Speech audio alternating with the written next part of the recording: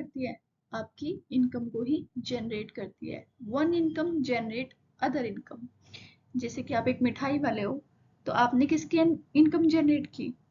मिठाई बनाने के लिए आपने दूध खरीदा होगा, शुगर खरीदा होगा। तो जो दूध बेच रहा है, जो शुगर बेच रहा है, आप उनकी क्या कर रहे हो? इनकम क्रिएट कर रहे हो। एक पर्सन क्या करता है? दूसरे की इनकम को क्रिएट करता है। इन दिस वे आपकी जो इनकम का मूवमेंट है आपकी इकोनॉमी में, वो कैसे चलता है? सर्कुलर फॉर्म में। तो इसी चीज को हम एक एग्जांपल के साथ समझते हैं। जैसे कि एक प्रोड्यूसर है, वो प्लान कर रहा है कि वो कुछ गुड्स और सर्विसेज बनाना चाहता है। जब भी आप कुछ भी प्लान करते हो, कुछ भी बनाने का आप प्लान कर रहे हो, प्रोडक्शन के बारे में आप सोच रहे हो, तो आपको भी तो कुछ बेसिक रिक्वायरमेंट रहती होंगी ना उस प्रोडक्शन को करने के लिए।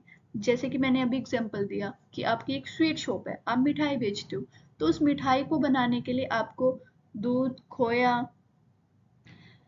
ये सारी चीजें चाहिए होती होंगी। तो ये जो आपका रॉ मटेरियल है बोल सकते हो आप, या आप आपका इनपुट है जो आपको चाहिए होता है, उसको आप बोलते हो आपके फैक्टर ऑफ प्रोडक्शन। यानी कि आपको गुड्स और सर्विस के लिए क्या चाहिए? गुड्स और सर्विस को प्रोड्यूस करने के लिए, अपनी फाइनल गुड्स और सर्विसेज जो आप मार्केट में सेल करोगे, उसके लिए आपको क्या चाहिए होता है? Some factor of production. तो आपके ये 4 फैक्टर ऑफ प्रोडक्शन रहते हैं, that is land, labour, capital and entrepreneur. अब आपको बिजनेस करना है, आपको ये 4 फैक्टर ऑफ प्रोडक्शन चाहिए, land, labour, capital, entrepreneur. Then question arises, who provides this factor of production? ये फैक्टर ऑफ प्रोडक्शन आपको कौन प्रोवाइड करता है? And the answer to this question is we are the people who provide this factor of production. ये हम ही लोग हैं, यानी कि हम हाउस होल्ड सेक्टर ही हैं जो प्रोडक्शन सेक्टर को ये फैक्टर ऑफ प्रोडक्शन प्रोवाइड करते हैं। जैसे कि मेरे पास एज ए हाउस होल्ड या एज ए पर्सन मेरे पास लैंड पड़ी हुई है। अब मैं लैंड का कुछ भी नहीं कर रही हूँ, तो मैं क्या करूंगी उस लैंड को यूटिलाइज करने के लिए? प्रोडक्शन सेक्टर जिसको उसकी नीड है, उसे क्या दे दूंगी? रेंट पे दे दूंगी। मेरी क्या हो जाएगी रेंट के फॉर्म में? इनकम। और प्रोडक्शन सेक्टर उसको यूज करके अपना बिजनेस कर सकता है, अपना प्रोडक्शन कर सकता है। ऐसे ही अगर मैं अनएम्प्लॉयड हूँ, तो मैं कहीं एज ए लेबर काम करूंगी और इन रिटर्न मुझे क्या मिल जाएगा? Wages. In the same way अगर मेरे पास पैसा पड़ा हुआ है, तो मैं क्या करती हूँ? हम सब लोग क्या करते हैं? अपने पैसे को घर में रख के वो बढ़ता तो नहीं है, तो बैंक में डिपॉजिट करा देते हैं। और अगर हम बिजनेस के बारे में सोच रहे हैं, तो कहीं ना कहीं इन्वेस्ट कर देते हैं। तो जब भी हम कहीं कैपिटल इन्वेस्ट करते हैं, उसके एक्सचेंज में हमें क्या मिलता है? Interest. And the last factor of production is your entrepreneur. Entrepreneur क्या करता है? कोई भी काम करने के बारे में अगर सोच रहा है, there some motive behind it. काम करने के पीछे आपका कोई ना कोई मोटिव रहता है, and that is to earn profit. So these are your factor of production. लेकिन फैक्टर्स कोई भी फ्रीली प्रोवाइड नहीं करता। तो हम हाउस होल्ड सेक्टर जो प्रोडक्शन सेक्टर के फैक्टर प्रोवाइड करते हैं, उसके एक्सचेंज में हम उनसे क्या डिमांड करते हैं? अब फैक्टर इनकम। ये तो हमने बात की हाउस होल्ड प्रोडक्शन सेक्टर की, लेकिन अगर इन रियलिटी फेज में हम देखें, तो हमारे 2 फैक्टर ऑफ प्रोडक्शन नहीं है, हमारे 4 फैक्टर ऑफ प्रोडक्शन है। House hold production, government sector and foreign sector. ये जो चारों सेक्टर हैं, एक दूसरे के से इंटरलिंक्ड है। अब हाउस होल्ड और गवर्नमेंट में क्या रिलेशन है? गवर्नमेंट सेक्टर हाउस होल्ड को बहुत सारी सब्सिडीज देता है, लाइक गैस सब्सिडी दे रहा है। इसके अलावा आप बोल सकते हो पेंशन जो है वो भी हाउस होल्ड सेक्टर पे ही जा रही है। गवर्नमेंट सेक्टर का प्रोडक्शन से क्या लिंक है? टैक्स लगा रही है प्रोडक्शन के ऊपर, यानी कि जो बिजनेसेस हैं, जो फर्म्स है, प्रोडक्शन करता है, कंपनीज हैं, गवर्नमेंट सेक्टर उन पे टैक्स लगाती है। और एट द सेम टाइम उनके बिजनेस को प्रमोट करने के लिए उन्हें सब्सिडी भी दे रही है। और कैसे इंडस्ट्रीज वगैरह को रेगुलेट किया जाता है, उसके रिगार्डिंग जो इंडस्ट्रियल पॉलिसीज हैं, वो सब क्या है? गवर्नमेंट ही बनाती है। इसके अलावा गवर्नमेंट आपकी वेलफेयर एजेंसी की तरह काम करती है। दोज पीपल्स जो प्राइवेट सेक्टर के गुड्स को अफोर्ड नहीं कर सकते हैं, गवर्नमेंट सेक्टर उनके लिए एज पब्लिक एंटरप्राइज वर्क करती है और उन्हें अफोर्डेबल प्राइसेस पे गुड्स प्रोवाइड करवाती है। And the last one is foreign sector, यानी कि आपका rest of world, global world.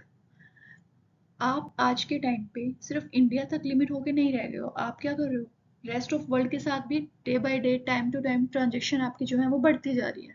तो गवर्नमेंट फॉरेन सेक्टर के साथ अपने रिलेशन बना के रखती है। जैसे मोदी जी हमारे बहुत सारी कंट्रीज विजिट करते हैं, उसका रीजन क्या है? कि फॉरेन इनफ्लो हमारी कंट्री में भी आए, एक्सपोर्ट बढ़े। और अगर हमारे कोई प्रोडक्ट कॉस्टली है, तो हम इम्पोर्ट सब्सटीट्यूशन निकालें या इम्पोर्ट करें, और एट द सेम टाइम हम ये भी कोशिश करते हैं इम्पोर्ट सब्सटीट्यूशन करें।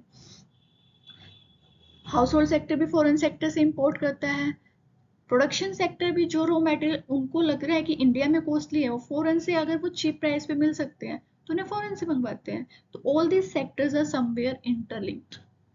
लेकिन अगर आप अपने सिलेबस के हिसाब से देखो क्लास 12th के, तो आपको यहाँ पे 2 सेक्टर इकोनॉमी ही डिस्कस करनी है, यानी कि अपने हाउस होल्ड और प्रोडक्शन सेक्टर को। जैसे कि अभी हमने देखा, हमने अभी पढ़ा कि हाउस होल्ड सेक्टर क्या कर रहा है, फैक्टर सर्विसेज प्रोवाइड करा रहा है in the form of land, labour, capital, entrepreneur production sector को। और इन एक्सचेंज प्रोडक्शन सेक्टर क्या कर रहा है, फ्रीली कोई फैक्टर सर्विस नहीं प्रोवाइड की जाती, प्रोडक्शन सेक्टर उसके लिए हाउस होल्ड सेक्टर को फैक्टर पेमेंट कर रहा है। अब जो फैक्टर पेमेंट प्रोडक्शन सेक्टर के लिए है, वही सेम चीज क्या है हाउस होल्ड सेक्टर के लिए, फैक्टर इनकम। अब जैसे ही हाउस होल्ड सेक्टर को कुछ इनकम जनरेट होगी, तो हाउस होल्ड सेक्टर उस इनकम का क्या करता है, गुड्स और सर्विसेज खरीदता है आपके प्रोडक्शन सेक्टर से, यानी कि अपना कंजप्शन एक्सपेंडिचर करता है। अब आपने भी देखा कि हाउस होल्ड सेक्टर ने क्या किया, प्रोडक्शन सेक्टर को फैक्टर सर्विस प्रोवाइड की, यानी कि उसे इनपुट प्रोवाइड किया। अब प्रोडक्शन सेक्टर उसकी हेल्प से क्या करेगा, अपना आउटपुट बनाएगा, यानी कि प्रोडक्शन करेगा। अब वो जो गुड्स और सर्विसेज बना रहा है, प्रोडक्शन कर रहा है, वो कौन लेता है, वो लेने वाले लोग कौन होते हैं, वो खरीदने वाले लोग कौन होते हैं, हम हाउस होल्ड सेक्टर ही बायर्स होते हैं। तो हम लोग क्या है, बायर्स हैं। तो प्रोडक्शन सेक्टर अल्टीमेटली गुड्स और सर्विसेज किसे प्रोवाइड कर रहा है, हाउस होल्ड सेक्टर को। और house hold sector in return कुछ ना कुछ तो देगा, क्योंकि कुछ ना कुछ होना जरूरी होता है। प्रोडक्शन सेक्टर हमें फ्री में गुड सर्विस नहीं देगा, जैसे हम लोग प्रोडक्शन सेक्टर को फ्री में फैक्टर सर्विसेज नहीं दे रहे थे। तो जो एक्सपेंडिचर आप लोग कर रहे हैं प्रोडक्शन सेक्टर की गुड्स और सर्विसेज को खरीदने में, उसको बोलते हैं consumption expenditure. So they both work integratedly, साथ साथ दोनों काम कर रहे हैं। इस तरीके से आपकी कंट्री में क्या होती है, इनकम जनरेट होती है। जैसे कि अभी आपको स्क्रीन पे दिख रहा है, सबसे पहले होता है प्रोडक्शन फेज, यानी कि जहाँ पे आपका प्रोडक्शन सेक्टर क्या करता है, प्रोडक्शन करता है, और उसकी वजह से इनकम जनरेट होती है। अब जब प्रोडक्शन सेक्टर को इनकम होगी, तो सबसे पहले तो जो उसकी कॉस्ट थी वो उसको कवर करने की कोशिश करेगा, यानी कि अपनी इनकम को क्या करेगा, डिस्ट्रीब्यूट करेगा। डिस्ट्रीब्यूशन किस में होगा, वही आपके हाउस होल्ड सेक्टर की फैक्टर पेमेंट करने के लिए।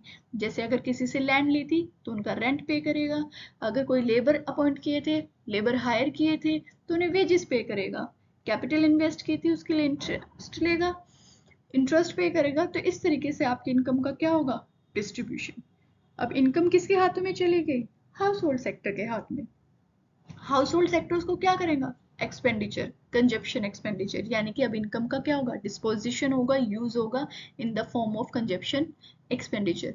और इस तरीके से क्या होगा, फिर प्रोडक्शन सेक्टर को दोबारा से इनकम होगी, दोबारा वो अपनी इनकम को एक पॉइंट तक डिस्ट्रीब्यूट करेगा और एक पॉइंट तक उस इनकम को आगे इन्वेस्ट करेगा। तो इस तरीके से इनकम का मूवमेंट जो है सर्कुलर फ्लो में आपका चलता ही रहता है।